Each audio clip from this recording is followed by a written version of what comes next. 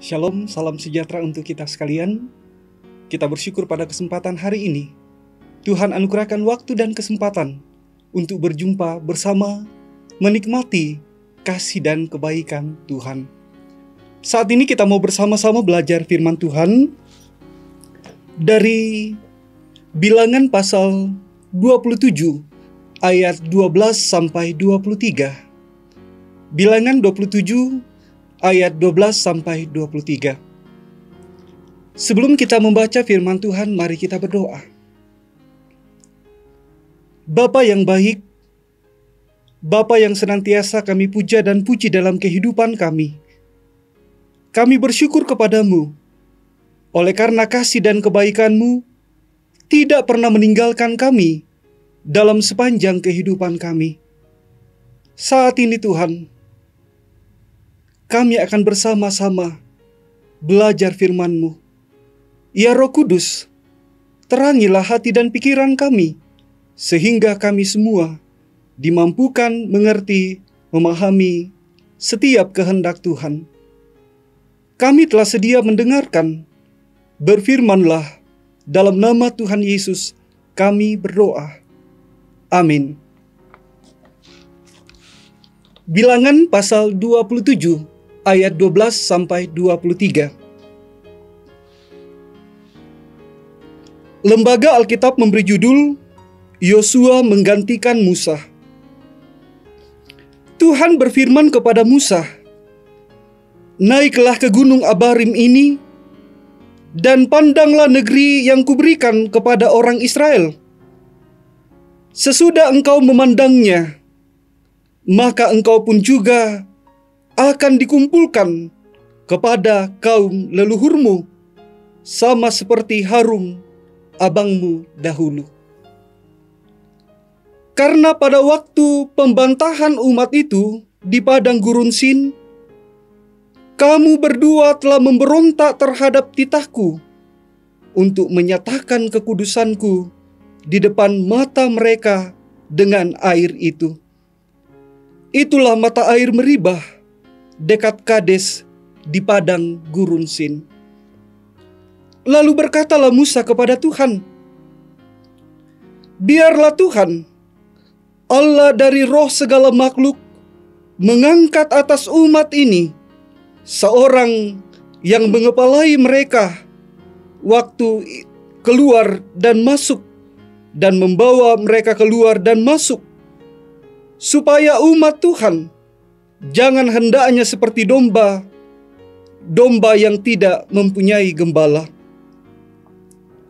Lalu Tuhan berfirman kepada Musa, "Ambillah Yosua bin Nun, seorang yang penuh roh, letakkanlah tanganmu atasnya. Suruhlah ia berdiri di depan Imam Eleazar dan di depan segenap umat. Lalu berikanlah kepadanya perintahmu di depan mata mereka itu.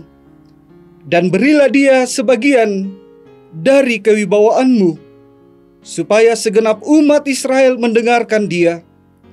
Ia harus berdiri di depan Imam Eleazar, supaya Eleazar menanyakan keputusan Urim bagi dia di hadapan Tuhan. Atas titanya mereka akan keluar, dan atas titanya mereka akan masuk, ia beserta semua orang Israel, segenap umat itu." Maka Musa melakukan seperti yang diperintahkan Tuhan kepadanya.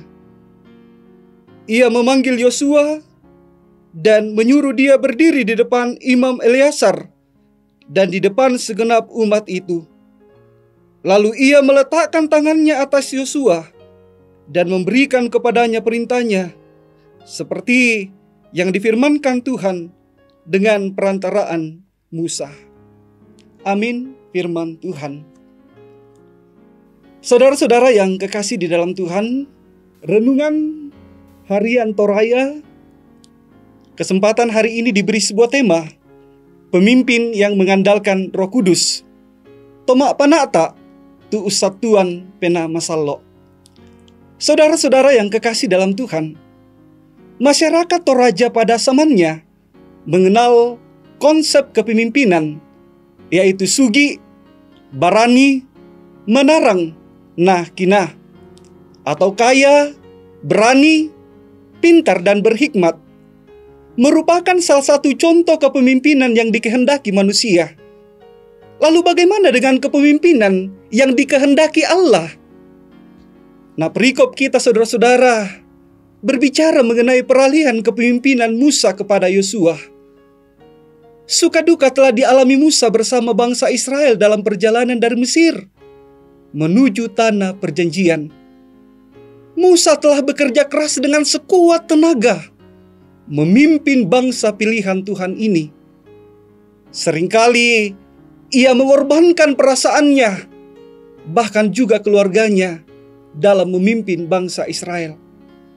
Tetapi Musa tidak diperkenankan Tuhan memasuki tanah perjanjian. Ia hanya dapat memandang dari atas gunung karena melakukan sebuah kesalahan, yaitu tidak menghormati kekudusan Tuhan. Tuhan tidak membiarkan umat Israel seperti domba yang tidak memiliki gembala. Ayatnya yang ke-17, pembacaan kita saat ini. Akhirnya, Yosua dipilih Tuhan menggantikan Musa. Sejak masa mudanya, Yosua sudah menjadi abdi Musa.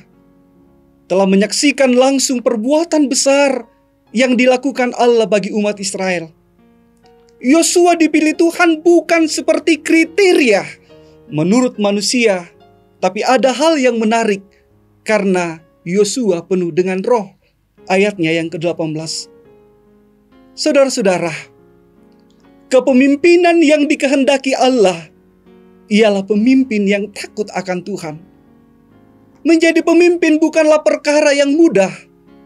Karena itu, doakanlah pemimpin kita agar mereka terus belajar mengandalkan kuasa dan pimpinan Roh Kudus dalam tugas dan pelayanannya, sehingga mereka semakin kuat dan takut akan Tuhan.